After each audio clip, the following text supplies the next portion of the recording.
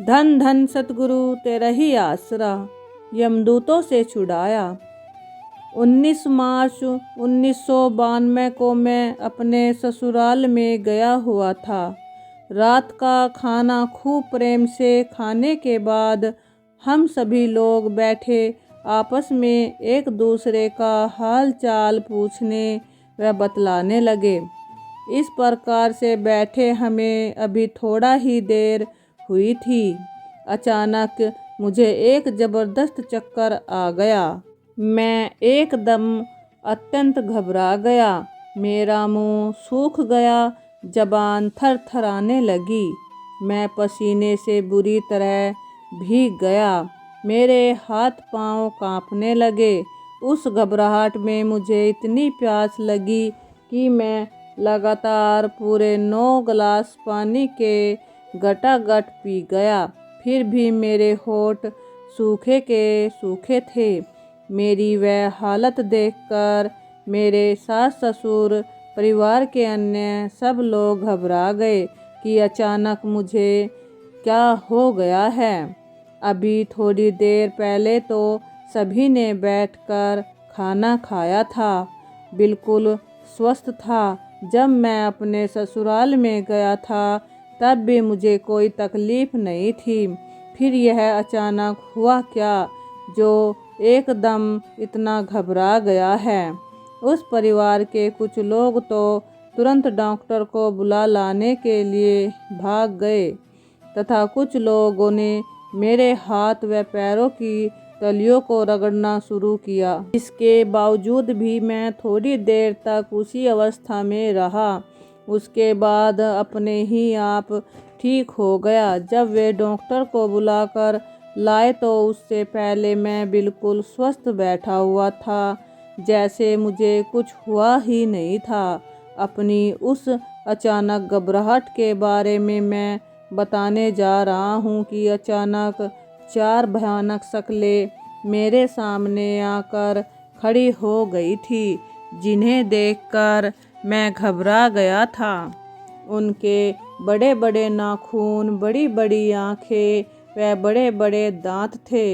हाथों में नंगी तलवार व भाले आदि लिए हुए उन्होंने एकदम से मुझे घेर लिया।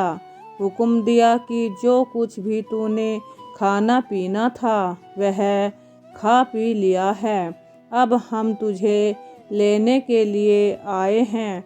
वे यमदूत मुझे अपने साथ ले जाना चाहते थे, जिस कारण मेरी वह दयनीय दशा बन गई थी और मुझे बार बार पानी की प्यास लगती थी। मैं बड़ी उलझन में फंस गया था। अचानक मुझे अपने सतगुरु की याद आई। मैंने अपने सतगुरु जी के चरणों में ध्यान धरकर मदद के लिए प्रार्थना की। सतगुरु जी का नारा सुनते ही वे यमदूत मुझसे कुछ कदम पीछे हटकर खड़े हो गए। इतने में मुझे वालिदो जहान कुल मालिक के प्रत्यक्ष दर्शन हुए और सामर्थ सतगुरु जी ने उन यमदूतों को आदेश दिया कि वे इस प्रेमी को छोड़कर तुरंत यहाँ से चले जाएं। तुम्हें पता होना चाहिए कि यह सतगुरु का जीव है, यानी हमारा प्रेमी भगत है। पहले अपना खाता खोलकर देखे, क्या इस रूह का नाम है तुम्हारे खाते में। इस प्रकार सच्चे पातशाह जी के वचनों को सुनते ही वे यमदूत क्षमा मांगते हुए वहाँ से एकदम भाग गए। मैं फिर से अपनी पहली अवस्था में आ गया। सतगुरु इस लोक त्रिलोकी में भी अपने जीव की हर मुश्किल में मदद करता है।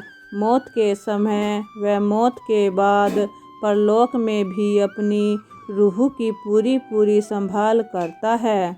सतगुरु अपने जीव को मुश्किल की घड़ी कभी देखने नहीं देता।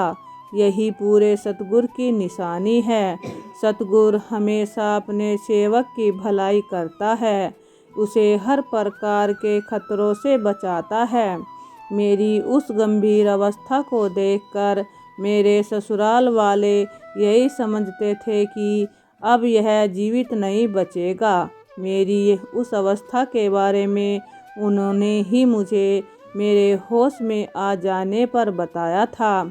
अगर सतगुरु सच्चे पातशाह स्वयं पहुंचकर उस स्थिति से मेरा छुटकारा न करवाते तो पता नहीं मेरे साथ क्या बनना था। मैं अपने प्रीतम प्यारे के उस उपकार को कभी भी नहीं भुला सकता। धन धन सतगुरु तेरा ही आसरा।